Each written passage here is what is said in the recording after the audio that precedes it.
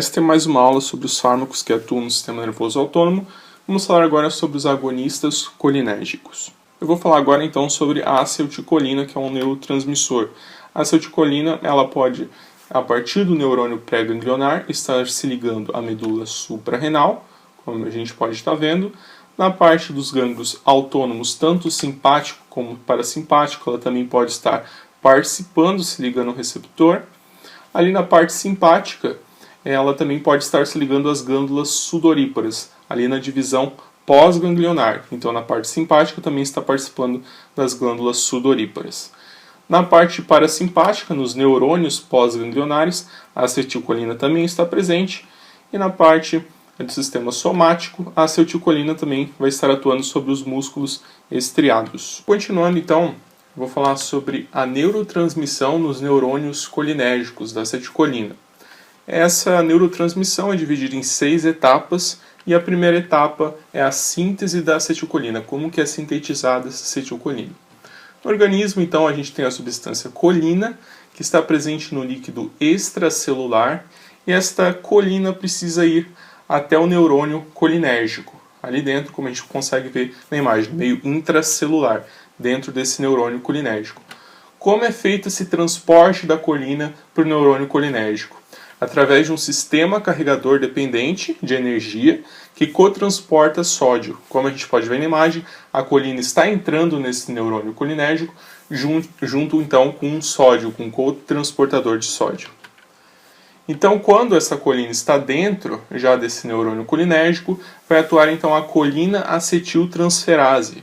Essa colina acetiltransferase é uma enzima que vai catalisar a reação da colina com a acetilcoenzima A, que é a CoA, para formar então a acetilcolina no citosol. Então a colina entrou junto com o sódio dentro do neurônio colinérgico. Então ali dentro desse neurônio colinérgico, a colina acetiltransferase vai agir catalisando a reação da colina junto ali com a acetilcoenzima A, que é a CoA, para formar então a acetilcolina dentro ali desse neurônio colinérgico. Agora a segunda etapa, a etapa de armazenamento. A acetilcolina, já dentro ali desse neurônio, ela vai ser empacotada em vesículas pré-sinápticas. E quando a vesícula está madura, ela vai conter então acetilcolina, ATP e proteoglicano. Vamos falar agora da terceira etapa, que é a etapa da liberação então dessa acetilcolina dessas vesículas. Então, quando ocorre um potencial de ação nesse terminal nervoso, vão abrir-se canais de cálcio, voltagem dependentes, na membrana pré-sináptica. Então, com esses canais de cálcio abertos, vai gerar então um aumento do cálcio intracelular, começar a entrar mais cálcio dentro desse neurônio colinérgico. Com o aumento do cálcio, vai ocorrer então a fusão dessas vesículas sinápticas que contêm acetilcolina com a membrana celular desse neurônio colinérgico. Com isso, vai ocorrer então a liberação do seu conteúdo no espaço sináptico, como a gente pode ver ali na imagem. Então, vai abrir-se canais de cálcio, vai aumentar o cálcio dentro desse neurônio, e com isso as vesículas vão se fundir ali com a membrana celular e liberando então esse conteúdo, ou seja, liberando a acetilcolina no espaço sináptico. Agora então sobre a quarta etapa, que é a ligação com o receptor. A acetilcolina que foi liberada dessas vesículas sinápticas vai se ligar então a receptores pós-sinápticos numa célula-alvo ou a receptores pré-sinápticos do próprio neurônio que liberou essa acetilcolina, como a gente pode ver ali na imagem, ou então algum outro receptor-alvo pré-sináptico. Mas vamos dar enfoque então sobre os receptores pós-sinápticos. Eles podem ser então os muscarínicos, ou então podem ser os nicotínicos, que a gente vai dar um enfoque. A ligação então a esses receptores leva a uma resposta fisiológica no interior da célula.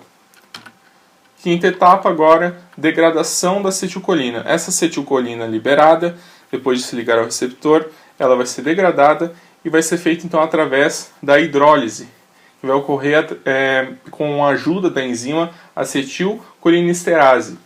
Essa enzima, então, ela vai degradar a acetilcolina em colina e acetato. Então, depois de ser degradada a acetilcolina, vai ser reciclado a colina. Essa colina que foi formada através da degradação da acetilcolina, ela pode ser recaptada pelo neurônio novamente, acetilada novamente em acetilcolina, colocada novamente numa vesícula, e quando ocorrer um potencial de ação, vai então ser liberada na fenda sináptica, ocorrendo todas essas etapas novamente que a gente já explicou. Falando agora então sobre os receptores muscarínicos, que são os receptores colinérgicos. Eles são acoplados então à proteína G, eles podem gerar então segundos mensageiros para fazer seu efeito numa célula-alvo, um efeito intracelular, vão se ligar então à acetilcolina e também vão reconhecer a muscarina. A muscarina, que é um alcaloide presente em certos cogumelos venenosos. Apresentam baixa afinidade pela nicotina. Então a gente pode ver nessa imagem, tem baixa afinidade pela nicotina, uma boa afinidade pela acetilcolina e uma alta afinidade pela muscarina. Tem 5, então, subclasses de receptores muscarínicos. São eles o M1, M2, M3, M4 e M5, mas apenas o M1, M2 e M3 foram caracterizados com funções.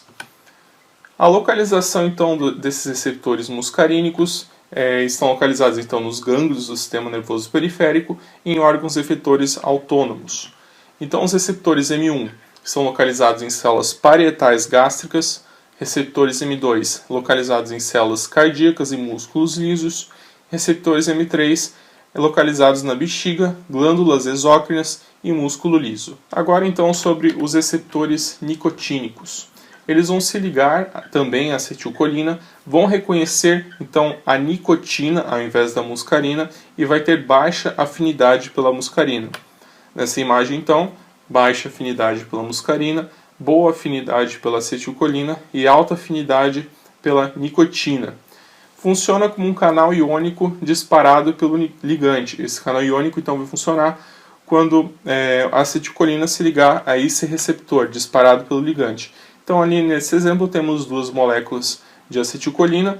Quando se liga ao receptor nicotínico, provoca uma alteração conformacional que permite então a entrada de íon sódio, gerando a despolarização da célula efetora, gerando então ali um potencial de ação. A nicotina, quando está em baixa concentração, vai estimular esse receptor nicotínico e quando estiver em alta concentração, vai conseguir bloquear esse receptor nicotínico. A localização desses receptores nicotínicos eles estão presentes então no sistema nervoso central, na suprarrenal, nos gânglios autônomos e também na junção neuromuscular, nos músculos esqueléticos. Agora eu vou falar então sobre a primeira classe de fármacos que atuam então sobre os receptores colinérgicos. São os agonistas colinérgicos de ação direta. Então esses agonistas colinérgicos de ação direta, eles vão mimetizar, ou seja, vão copiar, entre aspas, os efeitos da acetilcolina, ligando-se diretamente aos colinorreceptores, que são os receptores muscarínicos, que a gente viu, e os nicotínicos. Então eles vão fazer uma mimetização dos efeitos da acetilcolina. Primeiramente, então, vamos ver o que a acetilcolina faz. Ela está dentro também, desses agonistas colinérgicos de ação direta. A acetilcolina, ela possui atividade tanto muscarínica e nicotínica, ou seja, se liga a receptores muscarínicos e nicotínicos, não tem muita importância terapêutica devido às seguintes condições.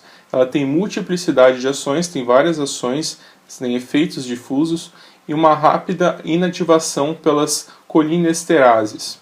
Então ela não é usada muito para a parte terapêutica.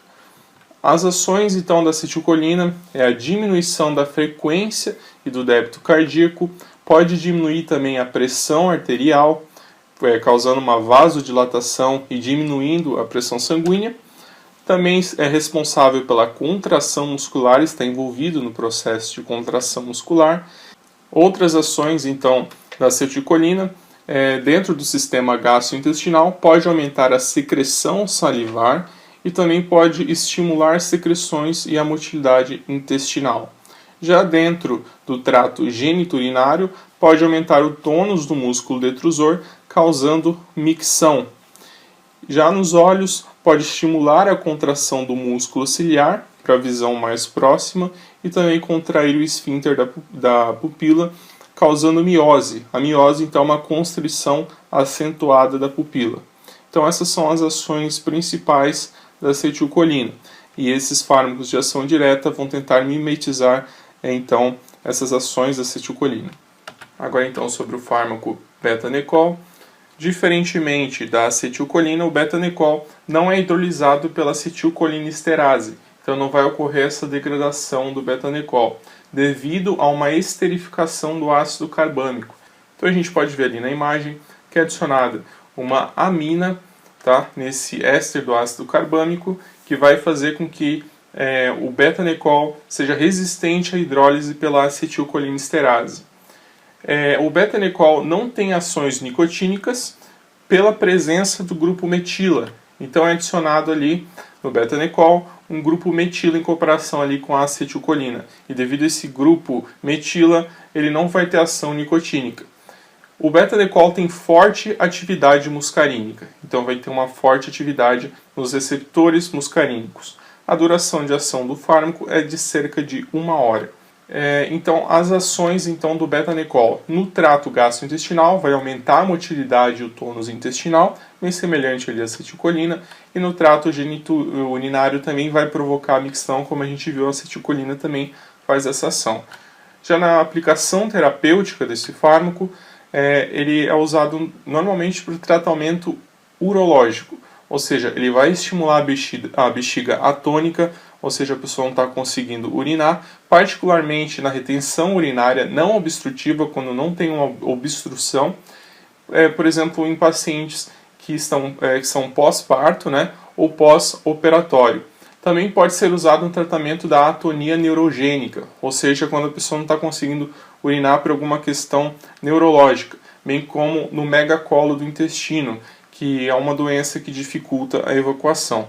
Então, normalmente, a aplicação terapêutica do betanecol é para o tratamento urológico, para retenção urinária não obstrutiva em pacientes pós-parto e pós-operatório. Já os efeitos adversos do betanecol incluem a sudoração, diaforese, né, a pessoa fica suando muito, salivação, rubor, diminuição da pressão arterial, náuseas, dor abdominal, diarreia e broncoespasmo. Vou falar agora sobre outro fármaco agonista colinérgico de ação direta, que é o carbachol. O carbachol ele vai ter atividade tanto muscarínica, tanto em receptores muscarínicos, quanto em receptores nicotínicos, diferente então do betanecol, que tinha forte ação sobre os receptores muscarínicos. O carbachol tem ação nos dois. Também não é hidrolisado pela acetilcolinesterase, porque vai possuir então uma amina, igual a gente viu no betanecol. Então essa amina vai fazer com que ele não seja hidrolisado pela acetilcolinesterase, não seja degradado. As ações então do carbachol, vai ter ação então no sistema cardiovascular e gastrointestinal, fazendo estimulação ganglionar, podendo estimular e deprimir esses sistemas. Vai ter ação também na suprarrenal, causando liberação da epinefrina por sua ação nicotínica, por ação nos receptores nicotínicos, e também ações nos olhos, mimetizando os efeitos da acetilcolina, causando miose e espasmo de acomodação, no qual o músculo ciliar permanece em estado constante de contração. Então, vai causar ali miose e vai causar um estado constante de contração, uma das ações então do carbachol. Aplicações então terapêuticas do carbachol. Ele é usado nos olhos como um fármaco miótico no tratamento de glaucoma. Então, a gente viu que o betanecol era mais na parte urinária, em retenção urinária. Já o carbachol vai ser usado na parte do tratamento do glaucoma como um fármaco miótico por causar a contração pupilar e diminuição da pressão intraocular. Vai diminuir essa pressão intraocular, auxiliando então ali no glaucoma. Efeitos adversos então do carbachol. Ele tem pouco ou nenhum efeito adverso em doses usadas para oftalmologia devido à sua escassa penetrabilidade sistêmica. Ou seja, o carbachol é uma amina quaternária e por esse motivo ele não consegue penetrar a membrana. Então ele vai ter uma escassa penetrabilidade sistêmica, então vai ter pouco ou nenhum efeito adverso devido a esse motivo. Então agora eu vou falar da pilocarpina, que é um outro agonista colinérgico de ação direta. A pilocarpina ela é um alcaloide e é uma amina terciária.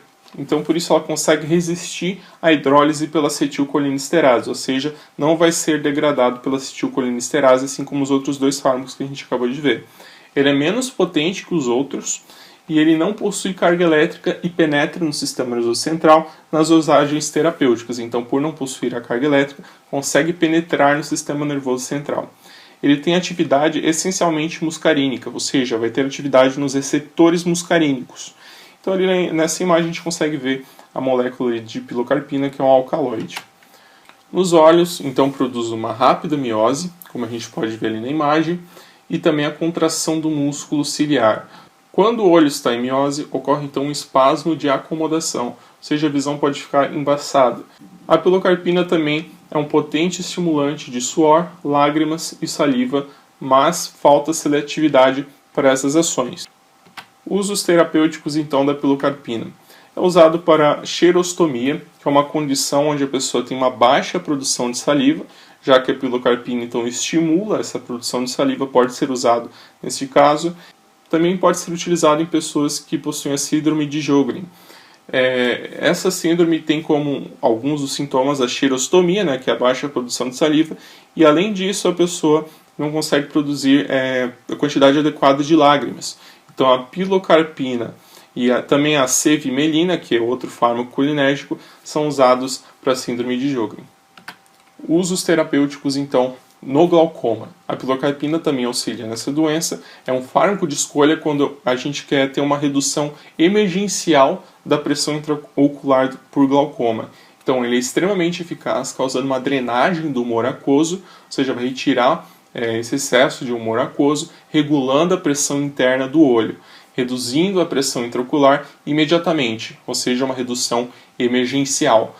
Essa ação ocorre então em minutos, já que é emergencial, né? E dura então de 4 a 8 horas e pode ser repetida. A ação miótica também é útil na reversão da midríase devido à atropina. Então a atropina é um fármaco que a gente vai ver em outra aula. A atropina consegue fazer a midríase, que é a dilatação da pupila. E já a pilocarpina consegue fazer a ação miótica, que é o contrário. Ele vai fazer a contração da pupila.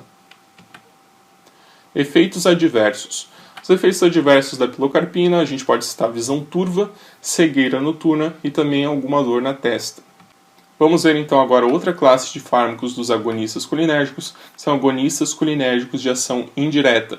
No caso aqui, os anticolinesterásicos reversíveis, tem também os irreversíveis que a gente vai ver depois.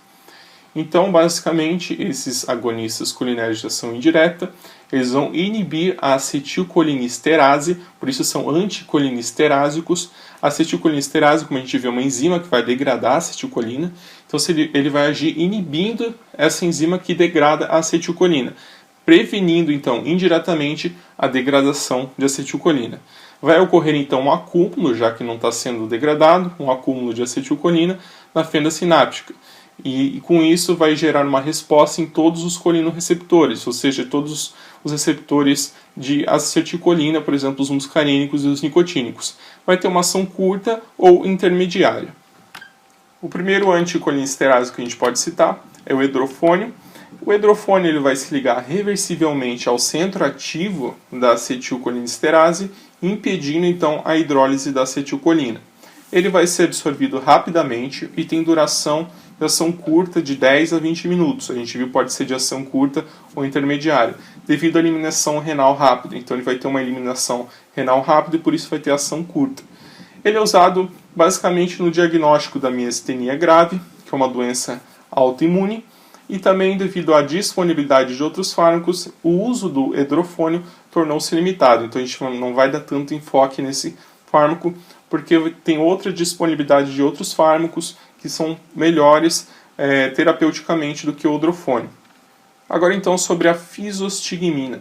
A fisostigmina ela vai agir como um substrato da acetilcolinesterase, então a acetilcolinesterase vai se ligar à fisostigmina ao invés da acetilcolina, vai formar um intermediário carbamilado relativamente estável, que então se torna reversivelmente inativado. Ou seja, ao invés da acetilcolinesterase se ligar, a acetilcolina vai se ligar à fisostigmina, fazendo com que tenha mais disponibilidade de acetilcolina. O resultado, então, é a potenciação da atividade colinérgica em todo o organismo.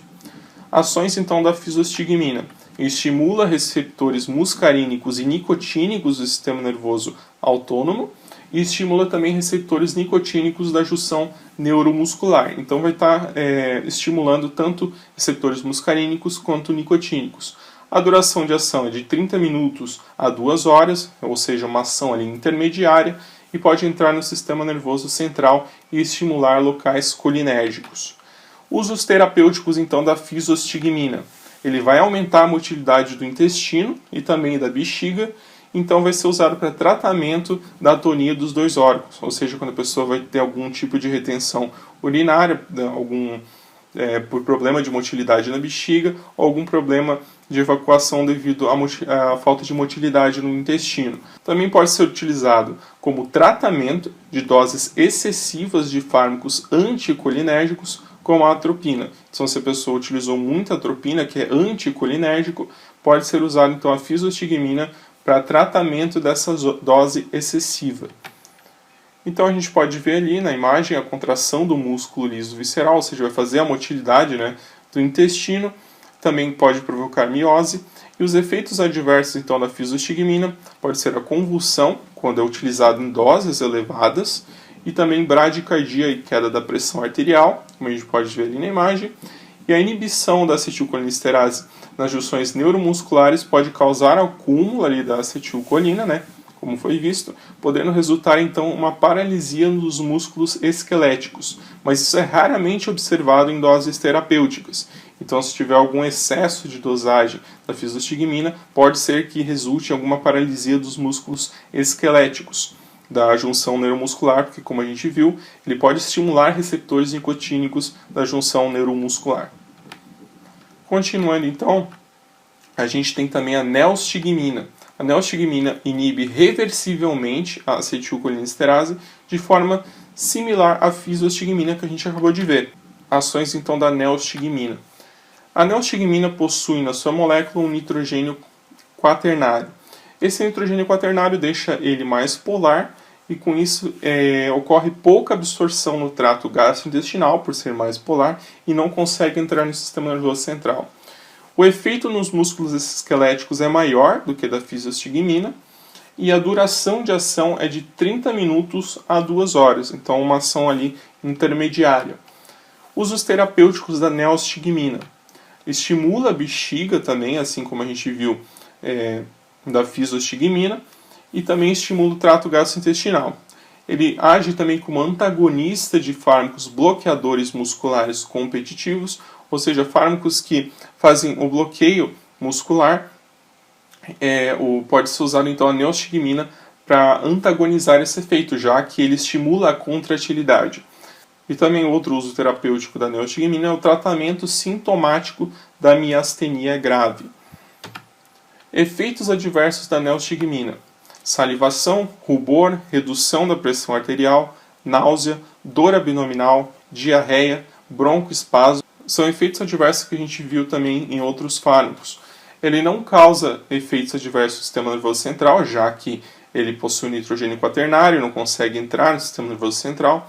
Não é usado para tratar efeitos tóxicos de fármacos antimuscarínicos de ação central, como a atropina, como a gente já viu outros fármacos que conseguem fazer essa antagonização com o fármaco atropina, e também é contraindicado quando há obstrução no intestino ou da bexiga. Agora eu vou falar rapidinho sobre a piridostigmina e ambenônio. O ambenônio e a piridostigmina, eles são usados no tratamento crônico da miastenia grave, tem duração de ação de 3 a 6 horas e 4 e 8 horas, respectivamente, e mais longos do que a neostigmina. A gente viu que a neostigmina tem duração ali de 30 minutos a 2 horas, e também é usado para tratamento da miastenia grave. Possui efeitos adversos também similares ao da neostigmina que a gente acabou de ver. Temos também a tacrina, a donepezila, a rivastigmina e a galantamina.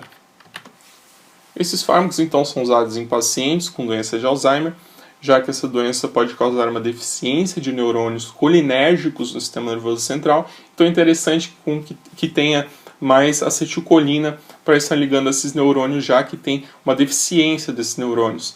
Então esses anticolinesterásicos, eles são possíveis remédios para a perda da função cognitiva.